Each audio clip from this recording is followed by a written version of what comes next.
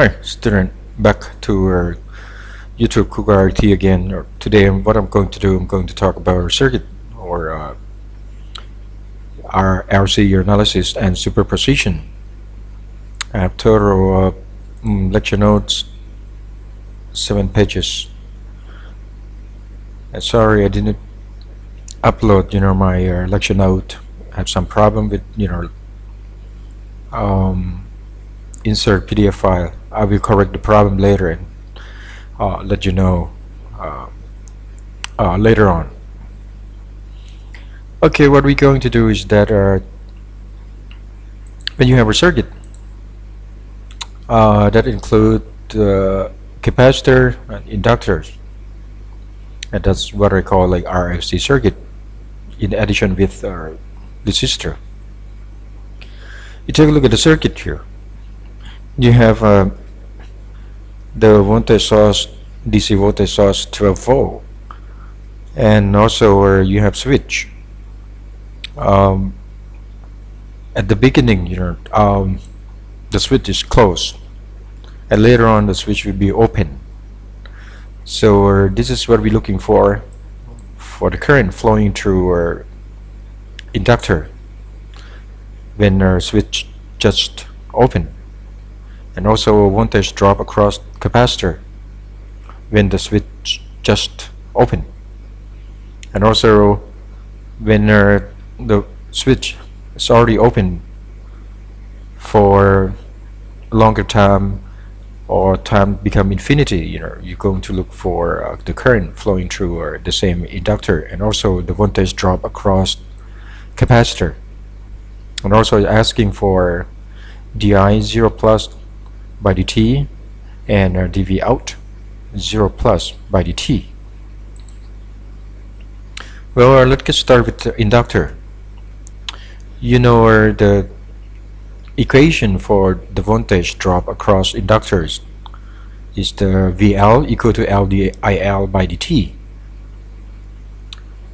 When at the stable condition, or the switch just closed for a long time here, you know that the current flowing through the inductors doesn't change. It stays still, or that's why we call stable. And then that's give you DIL by dt equal to 0. That results in VL equal to 0. So your inductor just like short circuit, right? Because when you have no current flowing through inductor, that means the voltage difference between two ends of inductors have to be equal, or V1 has to be equal to V2 according to Ohm's law, right? Delta V equal to IR, or in this case is IZ. Now for capacitor, the equation for the current flowing through capacitor is C dV C by dt, and when it's stable condition, Vc doesn't change, and that's result in differentiate Vc by dt equal to 0, and also give you Ic equal to 0. So when you Ic equal to 0, that means you have open circuit. So that's why at the beginning, your circuit look like this. You have arrow short, and you have capacitor open. So you can take a look at this one here. You have supply voltage DC is 12 volt. When this one open, you have only R 4 ohms resistor in series with 2 ohms resistor. You can calculate for the current flowing through the circuit become V over R total. So your R total is like 4 plus 2, divide 12 by 6, so it gives you 2 amps. You have current flowing through the circuits, it's 2 amps. And you also know the current, the voltage, at each point. At this point you have a supply voltage 12 volt, so you have a V at this point is 12 volt. And you have voltage drop across 4 ohms resistor, it's 2 amp. So you have the voltage drop X volt. So you can find the voltage difference at this point become 12 minus 8. So the voltage at this point is 4 volt. Alright. Now let's move to when the switch open. In this case, you have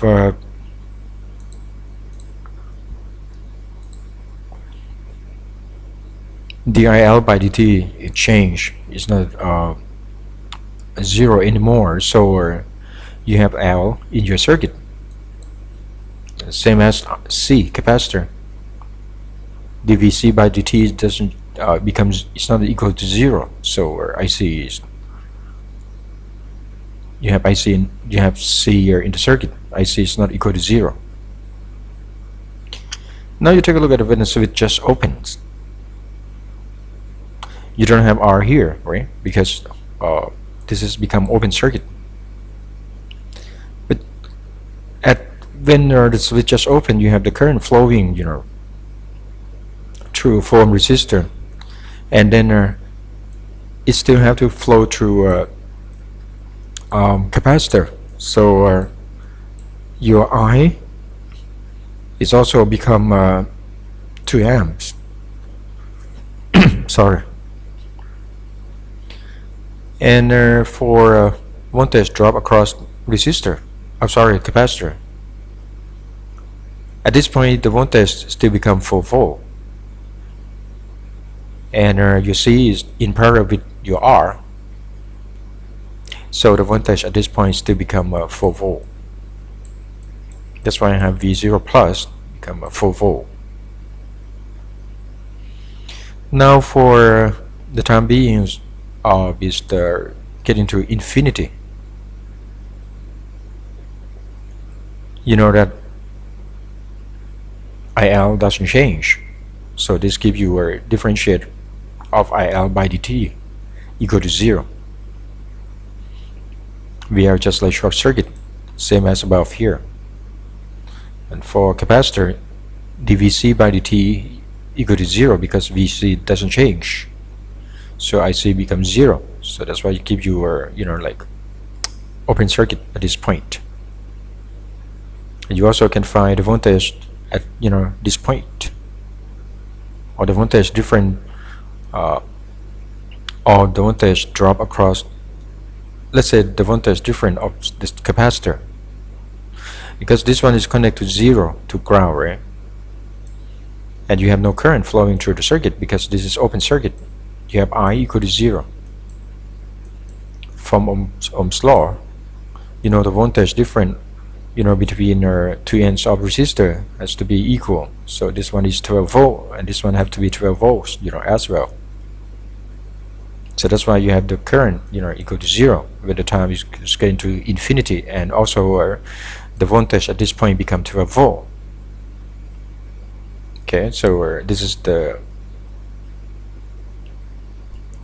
basic analysis of your capacitor here and inductor.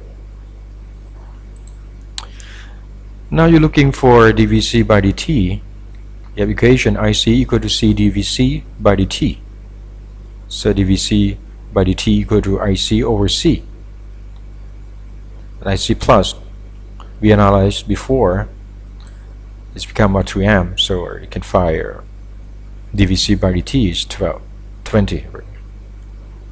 And the unit is become volt per second because V is the volt and T is second. So you end up with the unit of volt per second. Now for you look for the IL by dt. It's equal to VL over L, right? L 0.25 Henry. Now you look for VL. You consider KVL, Kirchhoff voltage law. You have supply voltage is 12 volt, and then 12 volt has to be equal to the voltage drop across resistor plus the voltage drop across inductor, and also plus voltage drop across capacitor. So your VR, you have a voltage drop equal to 4 ohms multiplied by 2 amps. So you get 8. For VC, we already know that this is the 4 volt, right? Voltage drop across capacitor. This one have 8, this is 4. It's already make 12, so VL becomes 0. That's why you have our di by dt equal to 0. And I also have our the piece kind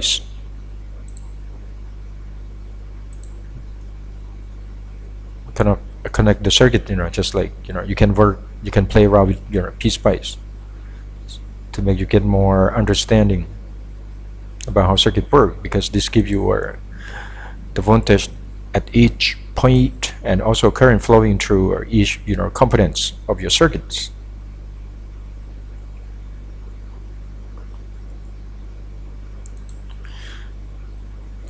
Now let's take a look at more complicated problem. In this case, you have R, L, C, and you have the current source equal to 5 amps. Actually, it's the DC your current source because your phase is 0.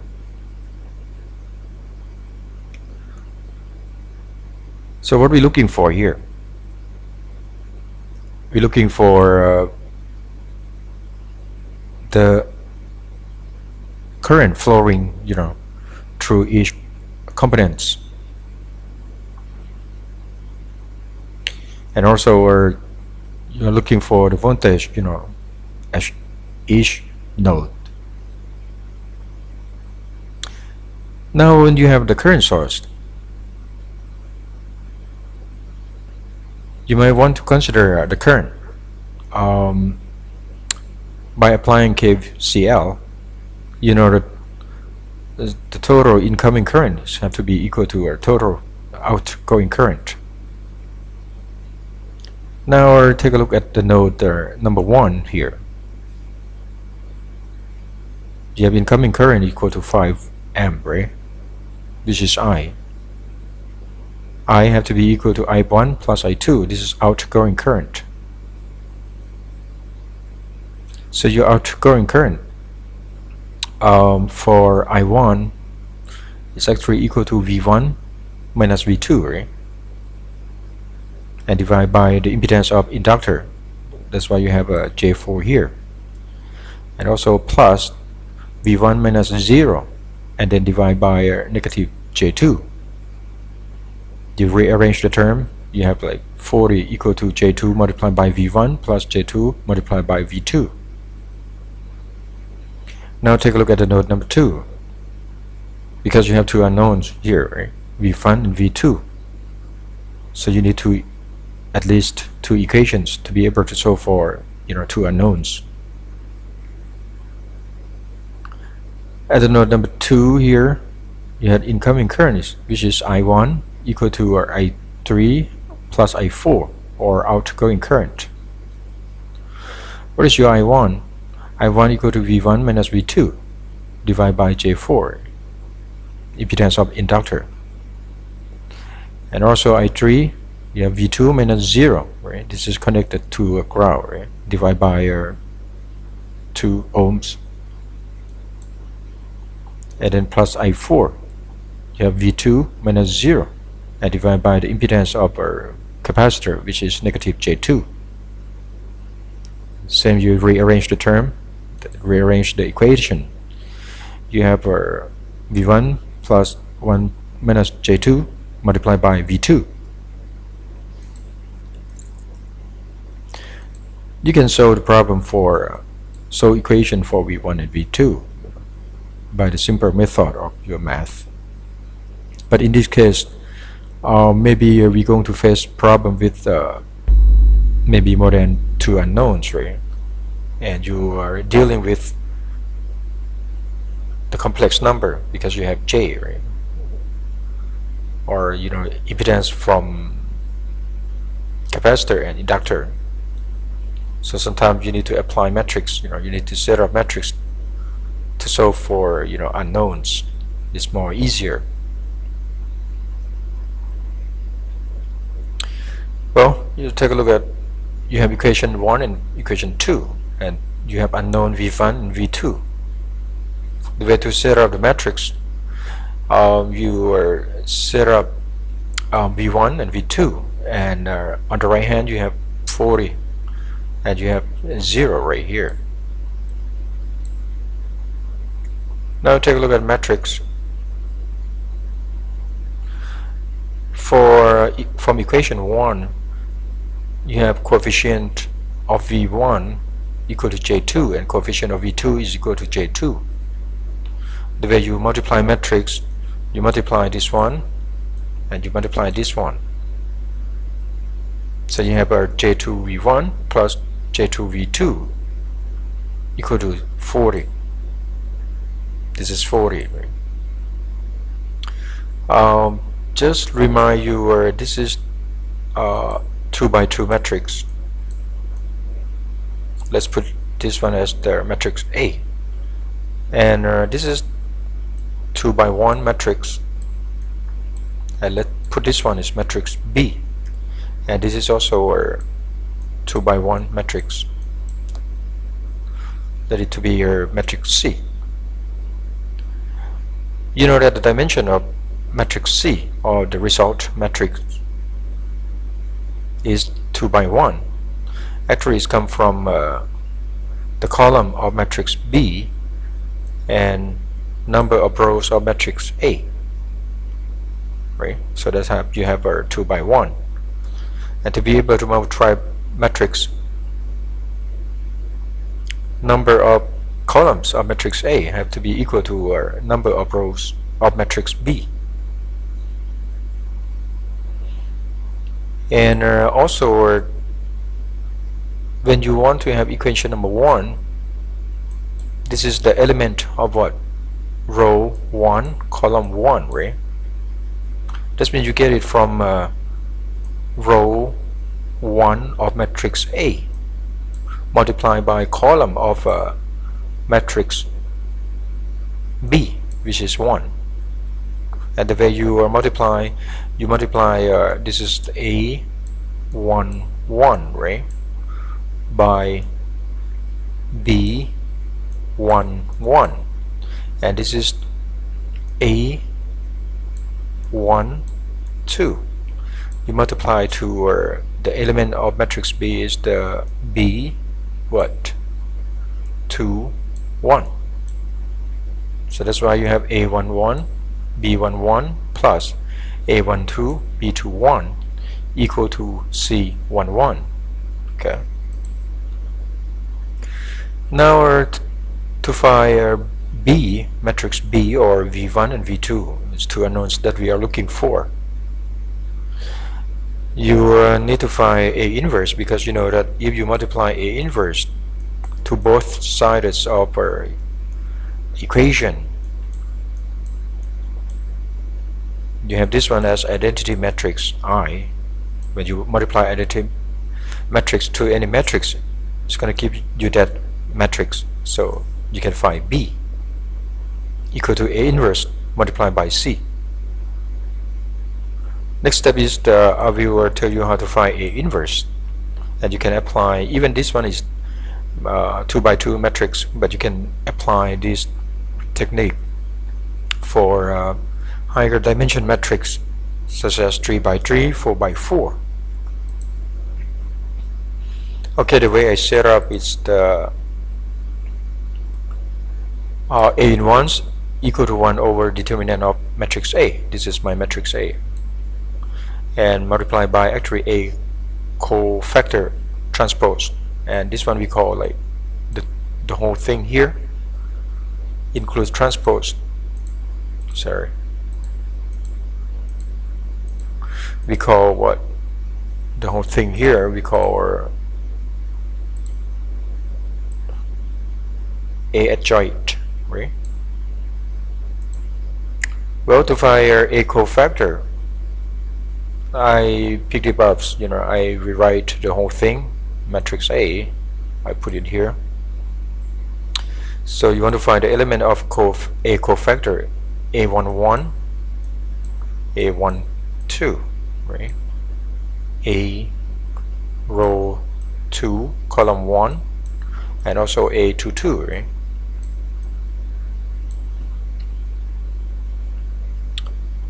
To find a cofactor 11, you simply cut through row number 1, column number 1, so you have 1 minus J2 left, so it's become an element of a cofactor 11. For A12, you cut through row number 1 and column number 2, so you have 1 left. You repeat the same way, right? For A21, this is row number 2, column number 1, you have J2 left. A22, row number 2, column number 2, so you have J2. And don't forget to multiply by -1 of what?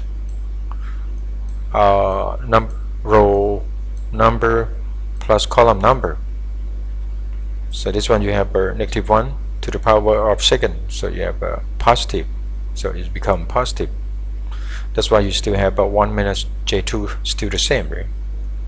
But for this one, you have a number of row number 1, column number 2, so -1 to the power of odd number, or 3.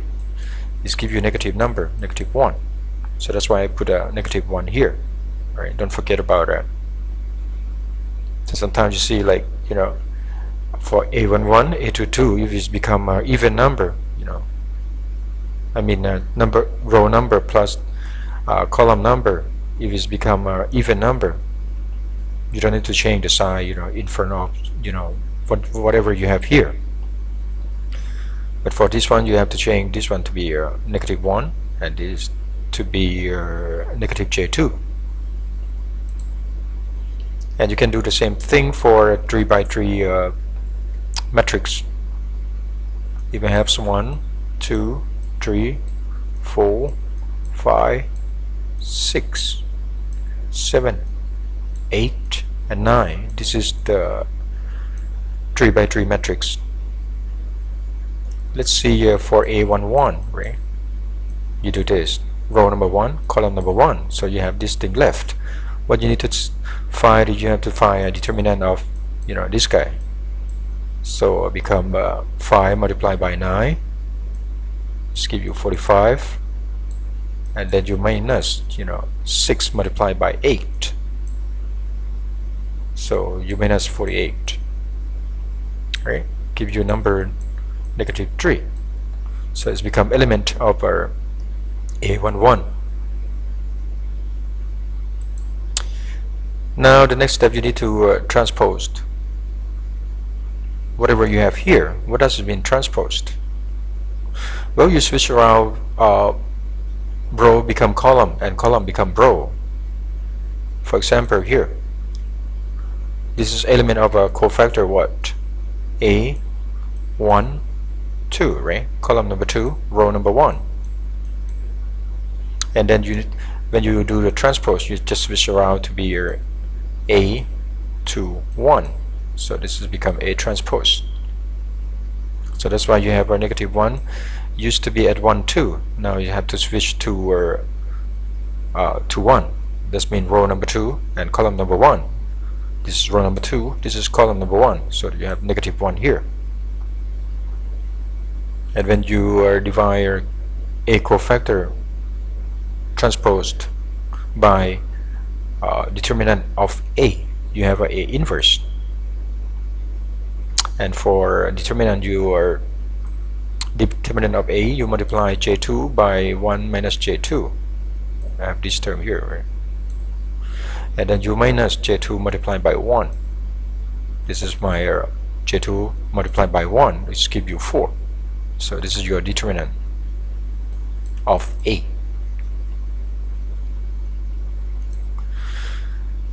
So next step is to you have the matrix equation in the form of A multiplied by B equal to Z. So you multiply by A inverse both sides of equation. You have B equal to A inverse multiplied by C, or B is actually the vector of V1 and V2. Sorry, the matrix of V1 and V2 equal to A inverse. This is your A inverse, and this is your C. So you have V1, V2, V1 equal to 10 minus J20, and V2 equal to negative 10. Now if you want to find the current flowing through 2-ohm resistor, you go back to your circuit. I have V2 equal to negative 10, right?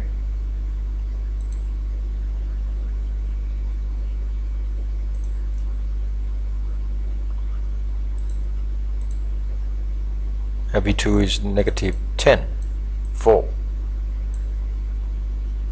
and you want to find the current flowing through 2-ohm resistor here. So your current is actually the negative 10 divided by 2. This gives you 2 amp, right? But this is the higher voltage compared to V2, right? This is 0. So your current actually flowing from higher voltage to the lower voltage. So your I3 actually right here is going to be the opposite direction of whatever you assume at the beginning of your when you analyze the circuit. So actually your I3 is flowing this direction. Okay, so this is the talk about the circuit with R, L, and C, and with the current source, and also use the matrix to solve for unknowns.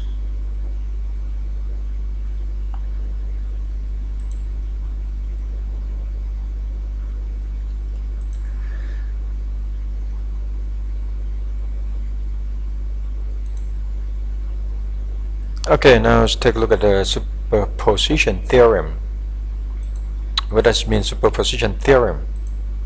Well, just for simplicity, if I have a simple circuit and I have also have current source and also a voltage source, you want to find the current flowing through R2 resistor.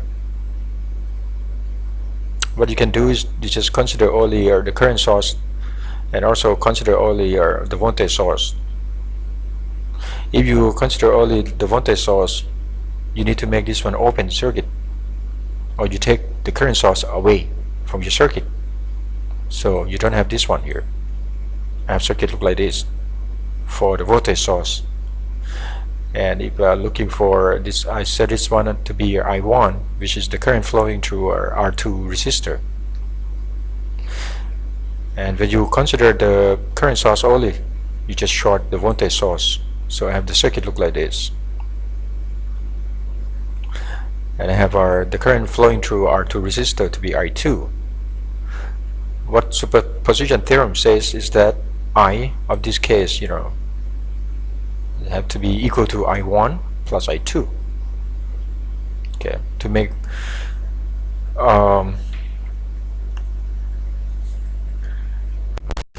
you analyze problem easier. Now take a look at the circuit here. I have the current source, I have the voltage source, so you do the same thing. And you consider the voltage source, you take your current source away, so you don't have this one here. So your circuit look like this. And when you consider this current source, you short the voltage source, right? You have the circuit look like figure 2. Now let's analyze each circuit. For circuit number 1, you have only voltage source, and you're looking for the current flowing through 4-ohm resistor, right? make it go back again. What we are looking for? Okay, we are looking for the current flowing through a 4 ohm resistor.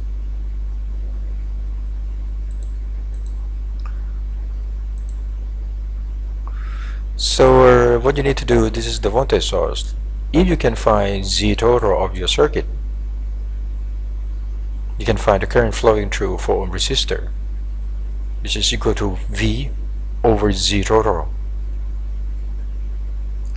So you need to find your total impedance of your circuit. Well, the first step, you see that this is in series, right? 8 ohm resistor and J10 ohms from inductor.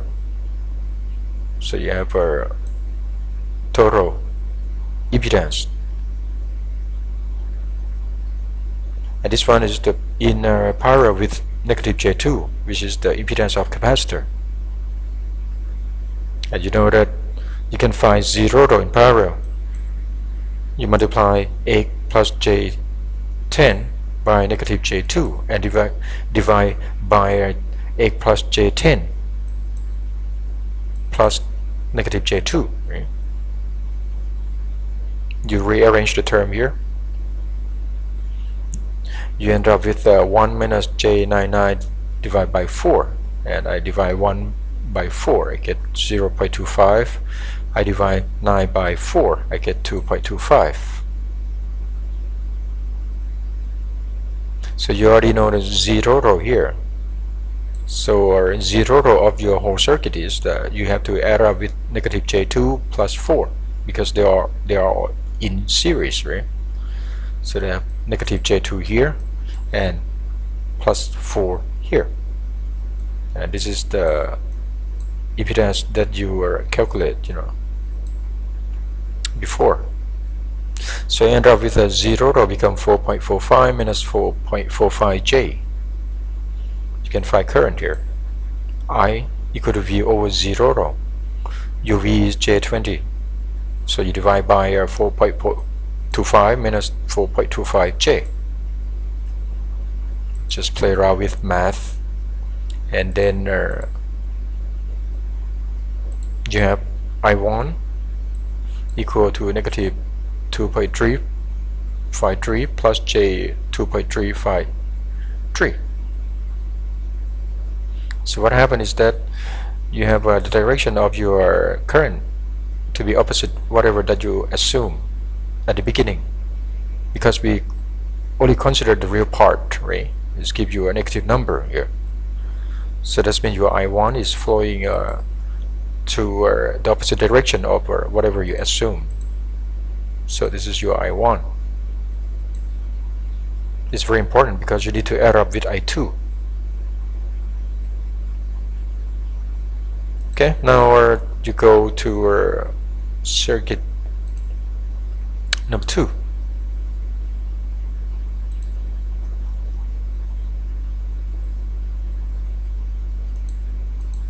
You're working on what? The current source. So I apply KVL. It's going to dealing with current. You take a look at the mesh number 1, which is this one here.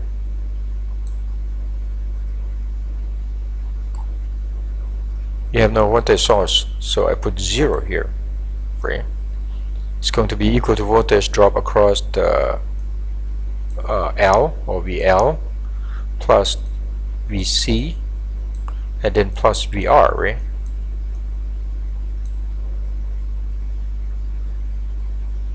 Now for VL,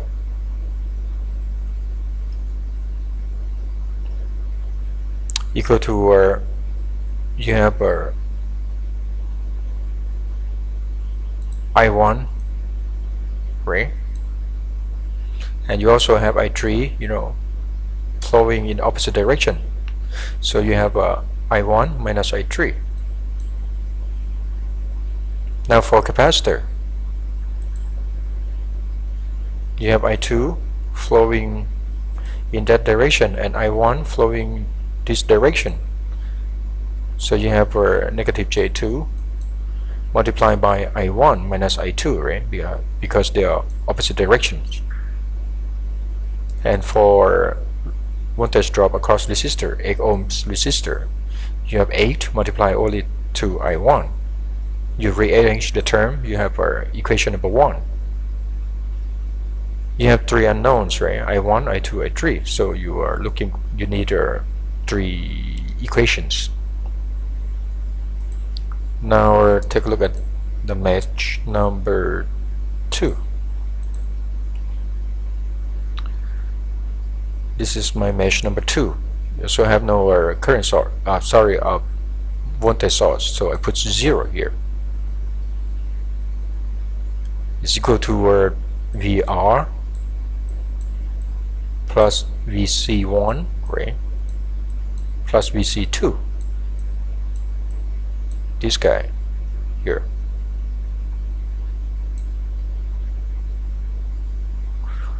So for VR, this is 4 ohm resistor. You have only I2, flowing, through resistor. So you multiply by I2. Now for C1, you have impedance negative J2. You have current flowing in that direction of I2, but you have I1 flowing in opposite direction. So you have I2 minus I1. For C2, you have negative J2. You have the current I2 flowing this direction, and you have I3 flowing in the opposite direction. So you have I2 minus I3. You rearrange the term, you have this equation number 2. Now for mesh number 3, it's simple because you're dealing with a current. So your I3 actually comes from the current source equal to 5 amps. Just to solve, equations, you substitute I3 into equation number 2 and number 1. Because you have I3 here, you have I3 here. Just plug in 5, 5. Okay, and then you rearrange the term. I have equation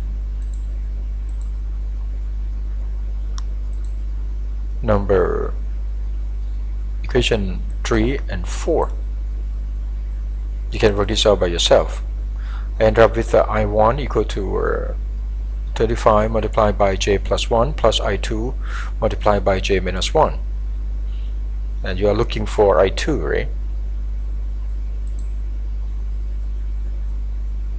Because you want to find the current flowing through 4 ohm resistor, right? So this is your I2. So you need to calculate for I2. I have this one to be 2.647 minus J 1.176.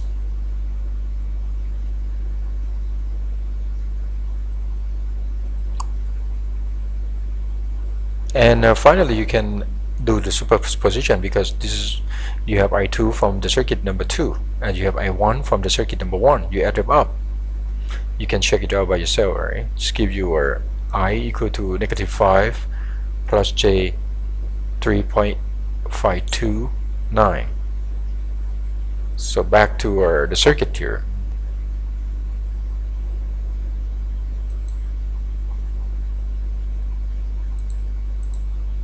You already have I1, you already have I2. So your I, by using a superposition theorem, you can find I.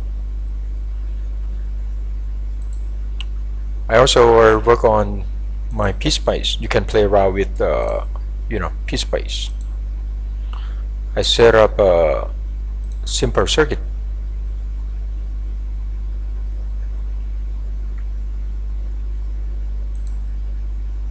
By applying superposition theorem. In this case, I have the current source, right, and voltage source.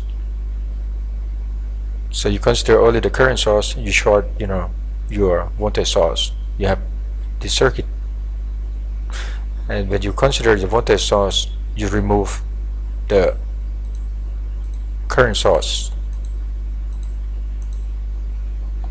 So you don't have this one, right? You end up the circuit look like this.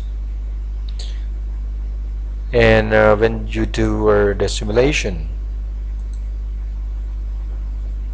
you can see that this is your current flowing through our 10 ohm resistor become 2.25, and this one become 2.5, and this has become 250 milliamps. It's not so clear to see the direction of the current flow, so I want to display voltage display. Okay, you can see that when you focus on 10 ohms resistor here, the current flowing from higher voltage to the lower one. So you have the current flowing, from the left to the right, equal to 2.25 amps, right? Now you take a look at the circuit which have only current source. This is higher voltage compared to this one, so you have current flowing from the left to the right. But for this one, you have current flowing from the higher voltage to the lower one, so you have the current flowing from the right to the left. So you need to subtract 2.5 from 250 milliamps and give you exactly 2.250 amps, right? You have a current source, voltage source is going to be equal to the current I here plus I here, depending on what direction. Okay, you need to add up or you have to subtract. You need to see the direction of your current. This is only have a current source, this one have only a voltage source, right? Okay, just use PSpice to show you, to get a better picture when you do calculation.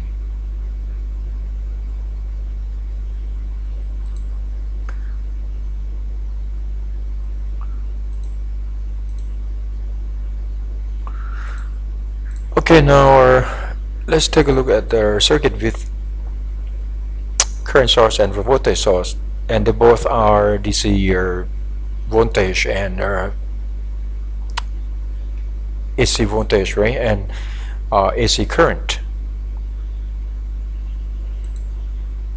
This is a little bit more complicated, but if you were applying your basic principle, you have no problem to analyze your circuit. Now when you apply superposition theorem, you consider earlier the voltage source, so you remove the current source away. You have only the circuit like this. And also when you consider current source, you short your voltage source. You have the circuit look like this. If you have the voltage across 0.2 farad capacitor, is going to be equal to V1 plus V2, right? Using a superposition theorem. Now let's analyze the circuit. For the circuit number 1, what you need to dealing with is that you have to dealing with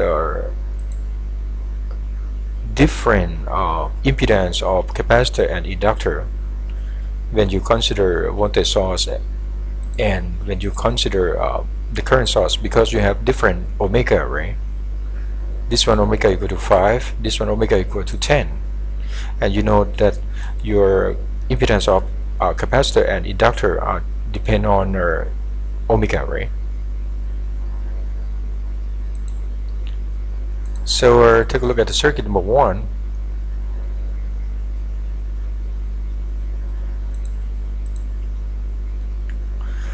Well, your ZC equal to negative J omega C, right?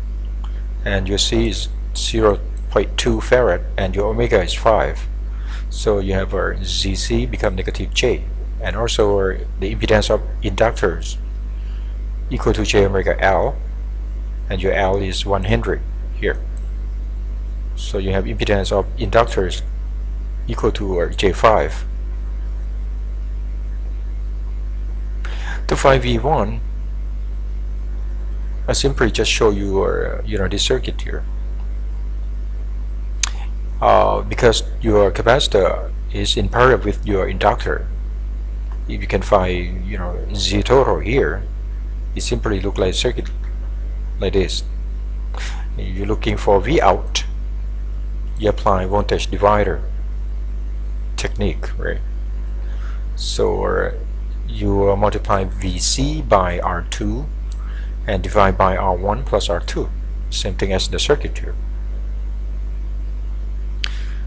So VO1 actually equal to V, right? Multiplied by total impedance or capacitor in parallel with inductor divided by Z total plus 8. Now for total impedance for inductor in parallel with capacitor, you simply multiply this one and divide by, you add them up. So you have a negative 5J over 4. So your V1 here equal to V, right? Multiplied by negative 5J over 4 divided by 8 plus negative 5J over 4. You multiply by a complex conjugate of 8 minus 5J over 4. You have VO1 to be what?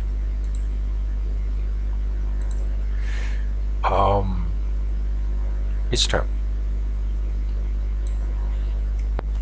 To make it simpler, you recall when you have a complex number R equal to A plus JB, right? Real part plus imaginary part. This is real, right?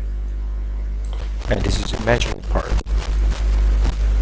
It's just like a vector. And you have the phase anchor here.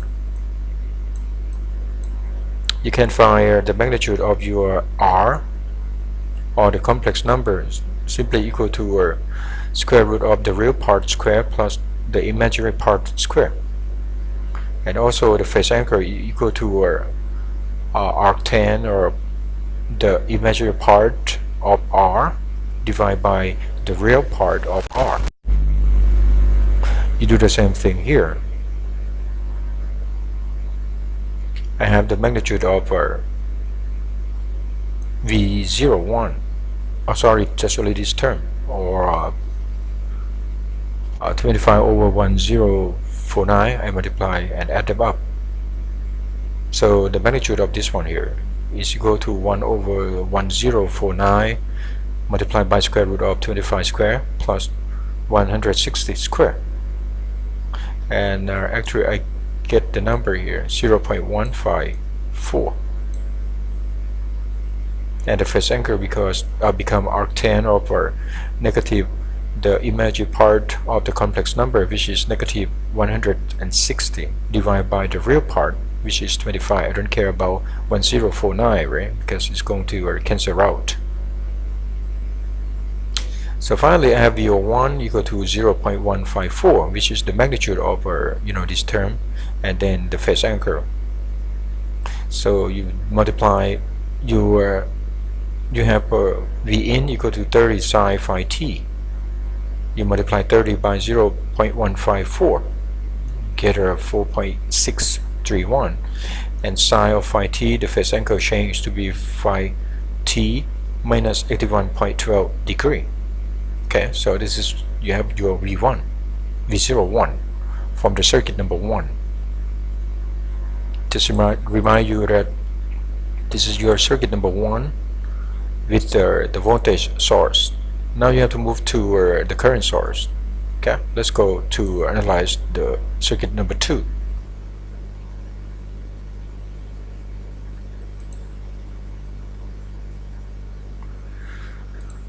Well, first you need to look to find a way how to find the current, drop across 0.2 capacitor. Well, obviously that all components, which is R, C, and L, are in parallel, right? So you just find Z total, and when you have the current source, your voltage drop across, each, which is they all are equal, each component just become current multiplied by Z total. So what you need to do is just look for Z total. Again, now you have the current source which is different omega than the current source, voltage source. Your omega is equal to 10, so your impedance of capacitor change because you multiply by 10 instead of 5, right? And impedance of your inductor is equal to J10, multiply omega or 10 by L, which is 1 Henry here. First I do C in parallel with L, so you multiply by these two number together and divide by 2, you add them together, so I end up with the impedance, total impedance of C in parallel with L equal to negative J over 1.9. And then you also in parallel with R, your R is 8 ohm, so you multiply this one by 8, and 8 plus negative J over 1.9, you have Z total equal to this term here. So I find the magnitude of Z total is equal to 0.525. I find the phase of the Z total. It's become negative 86.24. So I can write Z total of the circuit equal to 0.525 with the phase angle to be negative 46.24. And from the circuit above, right, you can find V02. Simply multiply the current source by Z total, as I mentioned here. Yeah, this one.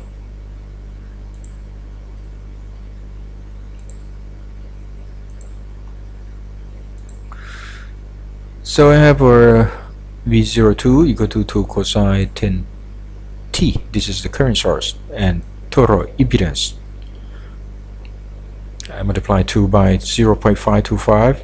I have 1.05, and from cosine the phase is going to be different, which is equal to 10t minus 86.24, and you can find V equal to V01 plus V02, or you apply a superposition theorem. This is come from the voltage source, and this is come from the current source. Okay, so I'll see you in the next YouTube.